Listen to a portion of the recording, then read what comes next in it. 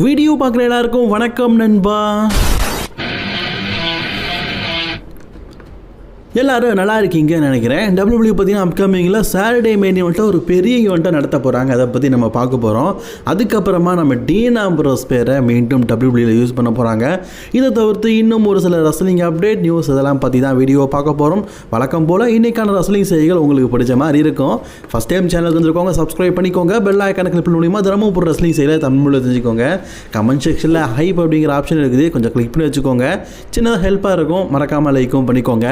சம்மர்ஸ்லாமுடைய biggest எவர் main event மேட்சாக Roman ரெயின்ஸுக்கும் செத் ராலின்ஸுக்கும் நடக்குது. இவங்களுக்குள்ள பங்காளி சண்டை பார்த்தீங்கன்னா பல முறை நடந்துருக்குது. ஆனால் சிங்கிள்ஸ் மேட்ச், அதுவும் ஒரு பெரிய பேப்பரில் அப்படிங்கிறது இதுதான் முதல் தடவை. ரசல்மேனியாலாம் நடந்திருக்கலப்பா அப்படின்னா அது ஒரு ட்ரிபிள் த்ரெட் தான் நடந்திருக்குது. சிங்கிள்ஸ் மேட்சாக நடக்கல, இதுதான் முதல் தடவை. இவங்களுக்குள்ள பங்காளி பகை அப்படின்னு சொன்னோம்ல, அந்த பங்காளி பகையை சொல்லும்போது கண்டிப்பாக ஷீல்டில் இவங்க என்னெல்லாம் இருந்தாங்க, ஷீல்டில் எப்படிப்பட்ட பிரச்சனைகள் வந்தது அப்படிங்கிறதெல்லாம் சொல்லும் போகும்போது டீன் ஆம்ப்ரோஸோடைய பேரையும் இழுக்க வேண்டிய நிலைமை ஏற்படும். ஏன்னா ஷீல்டு அப்படின்னா ரோமன் ரெயின்ஸும் செத் ராலின்ஸும் சேர்ந்தது ஷீல்டு கிடையாது, டீன் ஆம்ப்ரோஸும் சேர்ந்தால்தான் ஷீல்டு. அது நிறைய பேருக்கு தெரியும்ல. WWE பார்த்தீங்கன்னா இந்த ஷீல்டுக்கான ஸ்டோரியை ரோமனுக்கும் செத் ராலின்ஸுக்குமான அந்த ஸ்டோரியில் அதிகபட்சமாக யூஸ் பண்ண போகிறாங்க. உங்களுக்கு தெரிஞ்ச பட்சம்தான் ரோமன் ரெயின்ஸ் பார்த்தீங்கன்னா சம்மர் ஸ்லாம் டைமில் வெறும் 2 வாரம் மண்டே நைட்டாக மட்டும்தான் வருவார். மிச்சம் இடைப்பட்ட நேரத்தில் 3 மண்டே நைட்டாக இருக்குது. அதில் செத் ராலின்ஸ் மட்டும்தான் ஓட்ட போகிறாரு. செத் ராலின்ஸ் எப்படி ஓட்ட போகிறாரு அப்படின்னு கேட்டிங்கன்னா, WWE வந்து இப்போ ஷீல்டுக்கான காப்புரிமையை திருப்பி எடுத்துருக்குறாங்க. அதாவது ஷீல்டில் WWE பார்த்தீங்கன்னா ரோமன், செத், டீன் ஆம்ப்ரோஸ்குள்ளே எப்படிப்பட்ட பாண்டிங் இருந்தது. குறிப்பாக ஷீல்டு உடைய காரணம் செத் ராலின்ஸ், கரெக்டு தானே? பட் ஆனால் செத் ராலின்ஸ் இதுக்கு முன்னாடி நிறைய டைம் பார்த்தீங்கன்னா டீன் ஆம்ப்ரோஸ் WWE விட்டு போகிறதுக்கு காரணமே ரோமன் தான் அப்படின்னு சொல்லிட்டு 2021 இவங்களுக்குள்ள ஒரு ராயல் ரம்பிள் ஒரு மேட்ச் நடக்கும்போது சொல்லியிருப்பார். இதை மீண்டும் பார்த்தீங்கன்னா யூஸ் பண்ண போகிறாரு. குறிப்பாக செத் ராலின்ஸ் ரோமன் ரெயின்ஸோடைய முதுகில் அடித்தது, அதுக்கப்புறமா ஷீல்டு பிரேக்கப் ஆனது, திருப்பி ஷீல்டு ஒன்றாகிறதுக்கு காரணம் அதே செத் ராலின்ஸ். இதை பற்றி பார்த்தீங்கன்னா பேச போகிறாரு. ஆக்சுவலி இதில் உங்களுக்கு நிறைய பேருக்கு ஒரு கேள்வி வரலாம். ஷீல்டு டீமில் செத் ராலின்ஸும் ரோமன் ரெயின்ஸும் மோதுறாங்கன்னா டீன் ஆம்ப்ரோஸ் வந்து இப்போ WWEலேயே இல்லை. அவர் ஜான் மாக்ஸ்லி அப்படிங்கிற பேரில் AEW சண்டை போட்டிருக்காரு. டீன் ஆம்ப்ரோஸே செத்து தான். இதுக்கப்புறமா பார்த்தீங்கன்னா ஜான் மாக்ஸ்லி அப்படிங்கிற பேரில் தான் அவர் சண்டை போட போகிறாரு. அப்படிங்கிற பட்சத்தில் எப்படி வந்து இதை பயன்படுத்தலான்னு ஆக்சுவலி WWE பார்த்தீங்கன்னா அதிக முறை எட்ஜாக இருக்கட்டும், அதுக்கப்புறமா முன்னாடி WWEயில் ஒரு பண்ண பல ரெஸ்லர்ஸோட பேரை யூஸ் பண்ணியிருக்கிறாங்க. பட் ஆனால் என்ன ஒரு விஷயம்னா, இப்போ அவங்க அதர் ரெஸ்லிங் கம்பெனியில் சண்டை போடும்போது அவங்களுடைய உண்மையான பேரில் இல்லை. ஆக்சுவலி ட்ரிபிள் H உடைய மாஸ்டர் ஐடியான்னு சொல்லுவோம். நம்ம வின்ஸ் மேக்மேன் இருக்கும்போது அவங்க என்னதான் ரெஸ்லிங் கம்பெனி விட்டு போனாலும் அவங்க பேரை யூஸ் பண்ணவே மாட்டார். ஆனால் ட்ரிபிள் H அப்படி இல்லை, ரெஸ்லிங் கம்பெனி விட்டு போனாலும் அவங்க பேர் அப்படிங்கிறது காப்புரிமையில் இருக்குது. அதாவது எக்ஸாம்பிளுக்கு ரோமன் ரெயின்ஸே WWE விட்டு போனாலும் அதர் ரெஸ்லிங் கம்பெனியில் புது பேரில் தான் சண்டை போடணும். ரோமன் ரெயின்ஸ் அப்படிங்கிற பேர் WWE காப்புரிமை இருக்கிறதுனால அந்த பேரை யூஸ் பண்ணியே சம்பாதிக்கலாம்.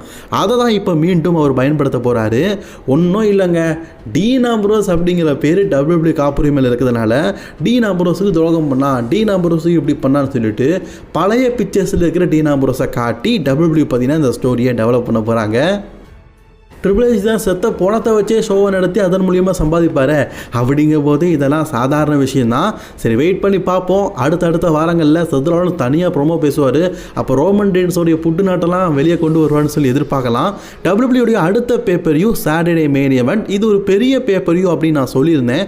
அதுக்கான காரணங்கள் உங்களில் பல பேருக்கு தெரிஞ்சிருக்கும். பட் இருந்தாலும் நான் மீண்டும் சொல்கிறேன், இந்த Saturday main event Madison Square கார்டில் நடக்குதுங்க. சரி, அங்கே நடந்தால் என்ன, வழக்கமாக சாட்டர்டே மெயின் ஈவெண்ட் மிந்தி மாதிரியாக இருக்குது. சான்ஸ்லாம் வச்சா நடத்துகிறாங்க.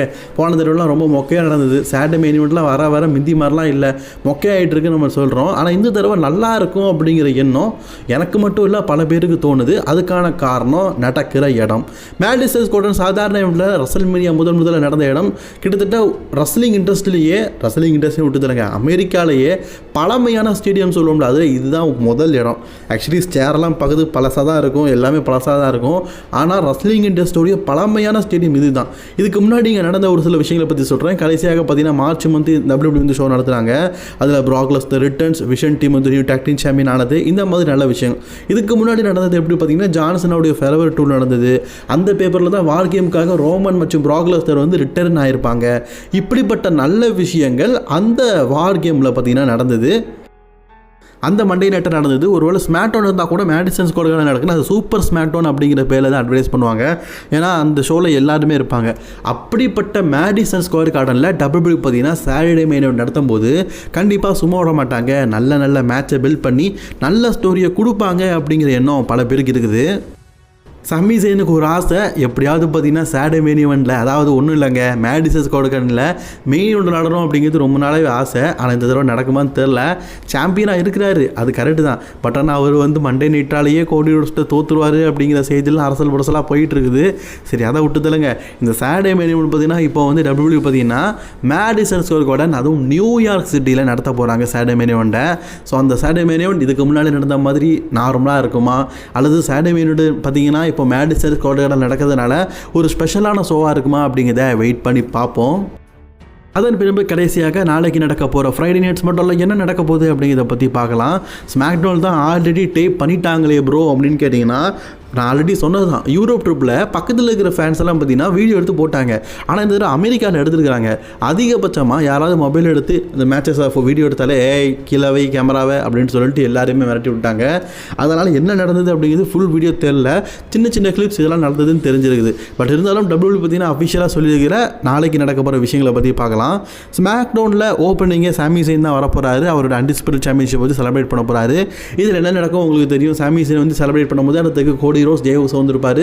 அவங்களுக்கான வாய்ப்பு கேட்கும்போது ஆடம் பியர்ஸ் வந்து கோடி ரோட்ஸுக்கும் ஜே உசோக்கும் இன்றைக்கி ஒரு மேட்ச், இதில் வெற்றி பெறவங்க சாமி ஜெயினுக்கு எதிராக மண்டே நைட்டால் அன்டிஸ்பியூட்டட் சாம்பியன்ஷிப்பாக கம்மிங் வீக்கில் மோதலான்னு சொல்லியிருப்பார். அதில் நம்ம கோடி ரோட்ஸ் வின் பண்ணி சாமி ஜெயினுக்கு அகேன்ஸ்டாக மண்டே நைட்டால் மேட்ச் நடக்க போகுது. அதன் பின்பாக பார்த்தீங்கன்னா ஒரு சிங்கிள்ஸ் மேட்ச் ப்ரீ பெல்லாக்கும். இது யாருப்பா கூட இருக்கிறது, யாருன்னு தெரியலையே. ஒருவேளை அந்த ஃபேடல் இன்ஃபெக்ஷன் டீமில் இருக்கவங்க போல இருக்குது. எனக்கு அந்த டீமில் இருக்கிறதுலையே ஜேசி ஜெயின் மட்டும் தான் கணக்கு தெரியுறாங்க. கூட இருக்கிற யாருமே தெரில. அவங்க கூட தான் ஒரு சிங்கிள்ஸ் மேட்ச் விளாட்றாங்க போல இருக்குது. சரி, அதுக்கப்புறமா ஒரு 6 உமன்ஸ்க்கான ஒரு மேட்ச்சு. இதில் பார்த்தீங்கன்னா ஜூலியா, அதுக்கப்புறமா செல்சி கிரேன், அதுக்கப்புறமா ஷார்லட் ஃப்ளேர். இந்த பக்கம் பார்த்தீங்கன்னா பீஃபார்மு, மிஷினு, ஜேர்காக்கள், இவங்களுக்குள்ள பார்த்தீங்கன்னா சிக்ஹோம் டாக்டி மேட்ச்சு. ஜேர்கலாக் அக்கா இந்த தடவை வரும்போது விக்கை கொஞ்சம் பார்த்து போட்டுட்டு வந்தால் பரவாயில்ல. ஏன்னா அடிக்கடி சண்டை படும் போது விக்கு கவுந்துகிட்டே இருக்குது. அதுக்கப்புறமா பார்த்தீங்கன்னா க்ரூசர்வெயிட் சாம்பியன்ஷிப் நடக்க போகுது. ஆக்சுவலி என்ன ஒரு விஷயம்னா, ரே ஃபீனிக்ஸ் க்ரூசர்வெயிட் சாம்பியன்ஷிப், இது வந்து AAA சாம்பியன்ஷிப். இந்த தடவை AAA ரெஸ்லரான வைகிங்கோவை எதிர்த்து மோத போகிறாரு. ஆக்சுவலி என்ன ஒரு விஷயம்னா, cruiserweight championship AAA mid card championship, இருக்கிறதுலேயே குறைஞ்சபட்ச சாம்பியன்ஷிப். வைகிங்கோ AAAயோடைய லத்தீன் அமெரிக்கன் சாம்பியன்ஷிப் வச்சுருக்காரு. அதாவது அவர் ஒரு இன்டர்கான்டினல் சாம்பியன்ஷிப் மாதிரி. அவர் வந்து இந்த க்ரூசர்வெயிட் சாம்பியன்ஷிப்பாக மோதுறது ஆச்சரியமாக தான் இருக்குது. சரி, இதெல்லாம் நாளைக்கு நடக்க போகிற மண்டே நைட்டால் நடக்க போகிற மேட்சஸ். சரி, நாளைக்கு மண்டே நைட்டால் என்ன நடக்குது அப்படிங்கிறத வெயிட் பண்ணி பார்ப்போம். அச்சோ, நாளைக்கு ஸ்மாக்டவுனில் நான் மண்டே நைட்டான்னு சொல்லிட்டேனே.